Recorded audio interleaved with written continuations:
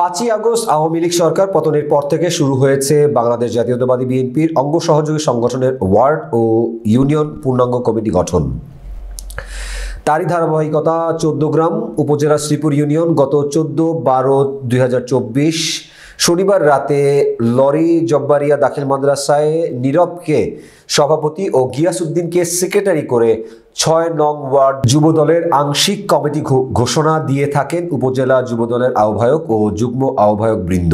সূত্রে জানা যায়, এই কমিটিকে কেন্দ্র করে আলোচনা ও সমালোচনা উঠে বেড়াচ্ছে স্থানীয় বিভিন্ন চা দোকান থেকে শুরু করে ত্যাগী কর্মীদের মাঝে।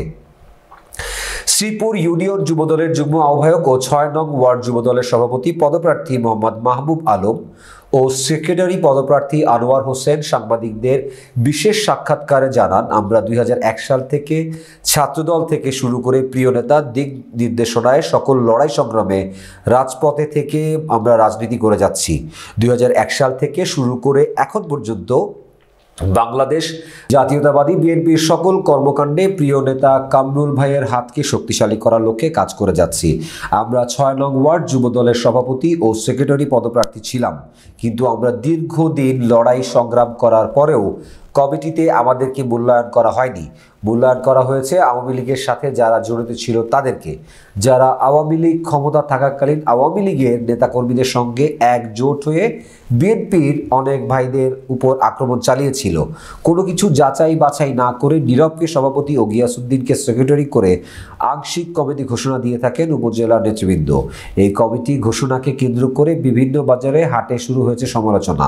আমরা চাই অবিলম্বে শ্রীপুর ইউনিয়ন 6 নং ওয়ার্ড যুবদলের কমিটি বাতিল করে প্রিয় নেতা চট্টগ্রামের অভিভাবক জনাব কামরুল হুদা ভাইয়ের মাধ্যমে পুনরায় কমিটি দেওয়ার জন্য অনুরোধ জানান 6 নং ওয়ার্ড যুবদলের সভাপতি মাহবুব আলম ও সেক্রেটারি পদপ্রার্থী আনোয়ার হোসেন। ইতিমধ্যে নীরব ও গিয়াসউদ্দিন আওয়ামী লীগ ক্ষমতা থাকাকালীন সাবেক রেলপথ মন্ত্রী মুজিবুল হক এমপির নির্বাচনীয় প্রচারণায় লিফলেট নিয়ে প্রচারণা করার কিছু ছবি সাংবাদিকদের কাছে প্রকাশ করে স্থানীয় কিছু জনতা। অবিলম্বে 6 নং ওয়ার্ড যুবদলের কমিটি বাতিল করে ত্যাগী কর্মীদেরকে মূল্যায়ন করে পুনরায় কমিটি দেওয়ার অনুরোধ জানান ত্যাগী কর্মীরা। সভাপতি প্রার্থী হই 6 নং ওয়ার্ড থেকে। আমি যুবদলের সভাপতি প্রার্থীর মাধ্যমে আমি আজকে আমার নেতার প্রতি দৃষ্টি আকর্ষণ জানাচ্ছি, আমাকে যেন ওই নতুন করে আবার নেতা যাকে পছন্দ করে, যাকে সভাপতিত্বের মাধ্যমে আমার কমিটিটুকু যেন ঘোষণা করা হয়, আমি প্রতিবাদ জানাচ্ছি, নেতার কাছে আহ্বান জানাচ্ছি আমি।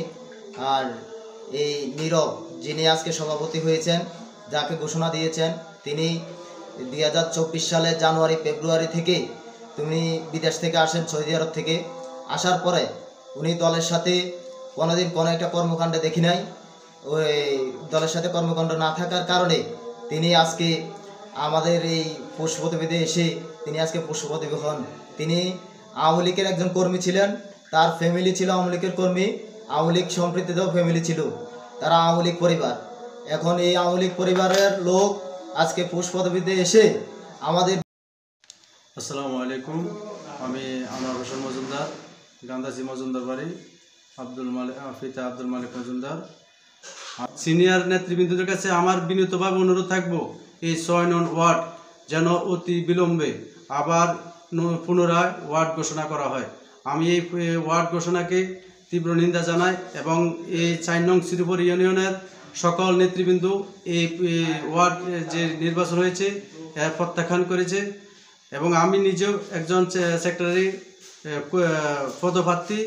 আশা করি আপনারা অনুরোধ থাকবো, বিনীত অনুরোধ থাকবো, প্রিয় নেতার অপেক্ষায় আছি।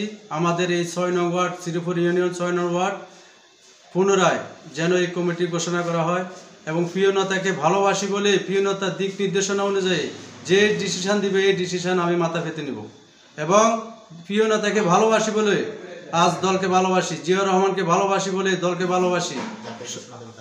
যাকে প্রিয় নেতা ঘোষণা দিবে আমি